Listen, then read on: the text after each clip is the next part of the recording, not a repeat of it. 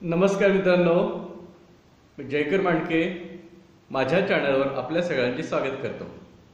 आज मी आपल्या समोर इयत्ता 8वीच्या इंग्लिशच्या पुस्तकातील जे तिसरं युनिट आहे त्या तिसऱ्या युनिट मधलं जी पहिली पोएम आहे 3.1 वाय ही सादर करणार आहे। तथा एक छोटा मुलगा की जो जिज्ञासू वृत्तीचा आहे, चौकस वृत्तीचा आहे, त्याच्या मनामध्ये त्याला जे काही प्रश्न पडतात ते सगळे प्रश्न या कवितेमध्ये कवीनं आपल्या समोर मांडलेले आहेत। आता मित्रांनो,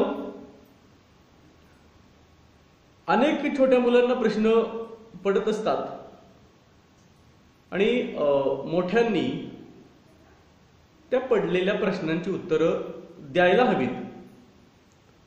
जर उत्तर न देता आपण त्या लहान मुलाला रागवलो तर त्याला प्रश्न पडायचे बंद होतील आणि एक प्रकारे त्याचा विकास खुंटल्यासारखा होईल। तर मग चला, पेज नंबर 56 व 57 या दोन पेजवरती असणारी ही कविता आहे। माझ्याकडे इथं पुस्तक आहे, तुम्हाला पुस्तकाची गरज भासेल तर मग चला कवितेला सुरुवात करूया। I know a curious little boy. Curious या शब्दाचा अर्थ जिज्ञासू किंवा चौकस वृत्तीचा। तर मला एक छोटा लहान जिज्ञासू असलेला, चौकस वृत्ती असलेला मुलगा मला माहित आहे, माझ्या माहितीतला आहे। म्हणजे मला एक असा मुलगा माहित आहे की जो चौकस वृत्तीचा आहे, ज्याची जो जिज्ञासू आहे, असा एक छोटा मुलगा मला माहित आहे। हु इज ऑलवेज आस्किंग वाय। आणि जो मुलगा नेहमीच वाय म्हणजे हे असं का, असं प्रश्न तो नेहमीच विचारत असतो। वाय दिस हे असं का, वाय दॅट ते असं का, वाय देन नंतर का, वाय नाऊ आता का, वाय नॉट का नाही, वाय बाय अँड बाय। आणि यापुढं अनेक असे वाय असतात की जे संपत नाहीत, म्हणजे त्याचं का हे काही संपत नाही। He wants to know why wood should swim. आता त्याला हे माहिती करून घ्यायचं आहे की वाय वुड शुड स्विम। आता मित्रांनो, इथे शुड ही एक इथं मॉडेल ऑक्झिलरी दिलेली आहे। आता शुड चा उपयोग एखाद्या गोष्टीची शक्यता, अपेक्षा, एखाद्या गोष्टीची गरज, जरुरी, एखादी गोष्ट करायला हवी असणं किंवा एखादं कर्तव्य असणं हे सांगण्यासाठी शूडचा वापर केला जातो। इथं आपण असं म्हणू शकतो की लाकडानं पाण्यावरती तरंगावं असं का, असं याचा आपण शब्दशः अर्थ होईल, पण आपण तसं न घेता तो प्रश्न विचारतो की लाकूड पाण्यावर तरंगतो हे असं का होतं, असा प्रश्न त्याला पडतो। स्विमचा अर्थ इथं पोहतो असं न घेता तरंगतो असं घेतलाय। Why lead and marbles sink. आणि ज्या वेळेला लाकूड पाण्यावरती तरंगतं त्याच वेळेला लीड शिसे आणि मार्बल्स म्हणजे गोट्या, जी लहान मुलांच्या ज्या खेळायच्या गोट्या असतात त्या गोट्या पाण्यात वरती न तरंगता त्या सिंक होतात म्हणजे बुडतात असं का। Y star should shine and winds should blow. त्यापुढे तो असं विचारतो की चांदण्या का चमकतात आणि वारा का वाहतो, वारे का वाहतात आणि चांदण्या का चमकतात असा प्रश्न त्याला पडतो, तो तसं विचारतो। And why we eat and drink. आणि त्यापुढे त्याचा प्रश्न असा आहे की आपण खातो पितो का, आपलं खाणं पिणं हे कशासाठी असतं, हे आपण का खातो पितो हा प्रश्न तो विचारतोय। He wants to know what makes the clouds. त्याला हेही जाणून घ्यायचं आहे की ढग कशाचे बनतात, and why they cross the sky, आणि ते आकाशामध्ये ते एकमेकांना ओलांडून पुढे जातात. आकाशामध्ये ते ढग त्यांचं पळापळ चाललेली असते, एक प्रकारचा पाठशिवणीचा खेळ चालल्यासारखं असतं. तर ते तसं का करत असतात, ते का एकमेकांना ओलांडून किंवा आकाशामध्ये ते ढग एकमेकांना ओलांडून का पुढे जात असतात, असं तो विचारतोय. Why sings the sun behind the hills. त्यापुढे तो असं विचारतोय की सूर्य हा टेकडींच्या पाठीमागं, डोंगराच्या पाठीमागं तो सूर्य हा का बुडतो, म्हणजे सूर्यास्ताच्या वेळेचा सूर्य हा डोंगराड का जातो, डोंगराच्या टेकड्यांच्या आड तो का बुडतो, सिंक होतो, असं त्याला प्रश्न पडतो. अँड वाय द फ्लावर्स डाय. आणि फुलं ही का मरतात, मरतात म्हणजे सुकून पडतात, फुलं का सुकून पडतात, असं त्याला प्रश्न पडतो. He wants to know why wind should come. आता त्याला हेही जाणून घ्यायचं आहे, याची माहिती करून घ्यायची आहे. From out the bellows nose. आता इथं बेलोज या शब्दाचा अर्थ an apparatus for blowing air, म्हणजे हवा फुंकण्यासाठी किंवा हवा फुगवण्यासाठी असणारं एखादं साधन, अपार्टस. तर आता बघा, बेलोज या शब्दाचा अर्थ भाता, मग तो दोन्हीचाही भाता असेल. एक असतो भट्टीचा भाता आणि दुसरा असतो जी आपली सूरपेटी असते त्याच्या सुद्धा पुढासा भाता असतो, तो असा पाठीमाग पुढासा केला जातो. तर या दोन भाता, तर त्याला असं म्हणायचंय त्या भात्याच्या नाकातून, म्हणजे भात्याच्या तिथून जे छिद्र असतं, आता भट्टीचा जो भाता मोठा असतो त्याला एक पाईप सारखं पुढं तोंड असतं आणि त्यातनं हवा बाहेर पडत असते. मी सूरपेटीचं सांगितलं तर त्याला सुद्धा छिद्र असतं, त्यातनं हवा बाहेर पडत असते. तर मग त्या भात्याच्या नाकातून हवा किंवा वारा हा बाहेर का पडतो, तिथून बाहेर का येतो, हे त्याला माहिती करून घ्यायचं आहे. म्हणजे हे तुमच्या लक्षात आलेलं असेल, जे गावाकडे जे लोहार असतात तर त्यांच्याकडे तो भट्टीचा भाता असतो, की जे लोखंड पोलादाचं जे काम करणारी माणसं असतात त्यांच्याकडे हे असतं.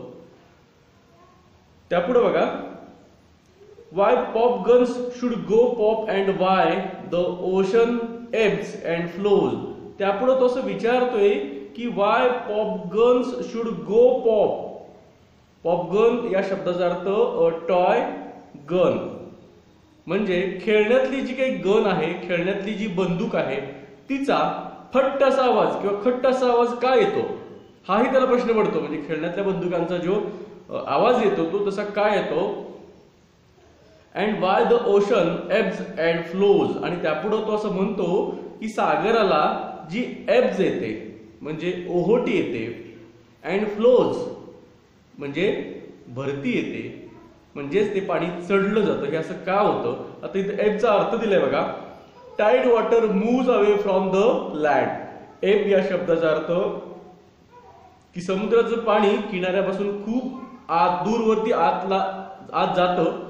कधी तर ओहोटीच्या वेळेला हे पाणी किनाऱ्यापासून खूप आत जातं आणि भरतीच्या वेळेला मात्र हे पाणी परत चढून वर येत असतं. जिथं त्या पाण्याची भरतीची लेवल असते तिथपर्यंत ते पाणी परत चढत असतं किंवा तिथपर्यंत ते पाणी परत येत असतं, भरलं जातं, ते फ्लोज. म्हणजे तर त्याला हेही माहिती करून घ्यायचं की सागराला, समुद्राला भरती आणि ओहोटी काय येते हेही त्याला काय करायचं आहे, तर त्याला जाणून घ्यायचं आहे. He wants to know why fish have gills. Gill या शब्दाचा अर्थ the respiratory organ of fish, म्हणजे माशाची श्वसन इंद्रिय. तर त्याला हेही माहिती करून घ्यायचं की माशाला श्वसन इंद्रिय का असतं, असं त्याला जाणून घ्यायचं आहे. And Y boys cannot fly. त्यापुढे तो असं म्हणतो की मुलं ही का आकाशामध्ये उडू शकत नाहीत, जसे पक्षी आकाशात उडतात तशी मुलं आकाशामध्ये का उडू शकत नाहीत हेही त्याला जाणून घ्यायचं आहे. Why steam comes from the kettle's spout. आता किटल स्पाउटचा अर्थ a pipe of kettle through which the liquid can be poured. तर आपण सगळ्यांनी किटली बघितलेली असेल. किटलीला पुढं तोंड असतं आणि त्यातून चहा किंवा कॉफी जेही काही ते असं ओतलं जातं. तर त्याला असा प्रश्न पडतो की किटलीच्या तोंडातून वाफा का बाहेर पडतात, वाफ का बाहेर येते. And rain falls from the sky. आणि आकाशातून पाऊस का पडतो हाही प्रश्न त्याला पडतो त्याच्या मनामध्ये. He wants to know why coal should burn. त्यापुढं त्याला हेही जाणून घ्यायचं आहे की कोळसा का जळतो, कोळशाचं जळणं हे असं का होतं हेही त्याला जाणून घ्यायचंय. And not a bit of stone. जर कोळसा जळत असेल तर मग दगडाचा एखादा छोटासा तुकडा का जळत नाही, जर कोळसा जळत असेल तर, हाही प्रश्न त्याला पडतो. How seeds get in the apples core. आता कोर या शब्दार्थ द सेंटर ऑफ फ्रूट.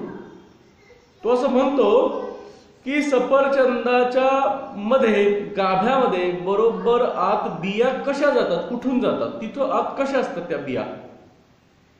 सफरचंदाचा जो मधला भाग आहे, गाभा आहे, सेंटर आहे, तिथं बिया असतात. तर त्या बिया तिथं कशा काय जातात, कुठून जातात, त्या कशा तिथं असतात असा प्रश्न त्याला पडतो. And marrow in the bone. आणि त्यापुढे त्याला असा प्रश्न पडतो, मॅरो या शब्दाचा अर्थ a soft fatty substance in the cavities of bones. हाडांमध्ये जी काही पोकळी असते त्याच्यामध्ये एक मऊ आणि चरबीयुक्त असा एक पदार्थ असतो की ज्याला मगज किंवा सार किंवा चरबी किंवा अगदी महत्वाचा भाग तो हाडामधला असतो, जे असं त्याला म्हटलं जातं, त्याला मॅरो असं म्हटलं जातं. म्हणजेच त्याला बोन मॅरो असंही म्हटलं जातं. तर and marrow in the bone. मग आता सफरचंदाच्या आत बरोबर मध्ये गाभ्यामध्ये बिया कशा असतात आणि हाडांमध्ये मगज कसा असतो किंवा हाडांमध्ये जो काही चरबीयुक्त पदार्थ आहे तो कसा असतो किंवा हाडांमध्ये असणारी जी चरबी आहे ती कुठनं कशी जाते, आपल्या शरीर वरून ती आपल्याला दिसत नाही, मग आत कसं ते जातं हे त्याला असं त्याला जाणून घ्यायचं आहे. हा त्याला प्रश्न पडलेला आहे. He wants to know why ice should melt.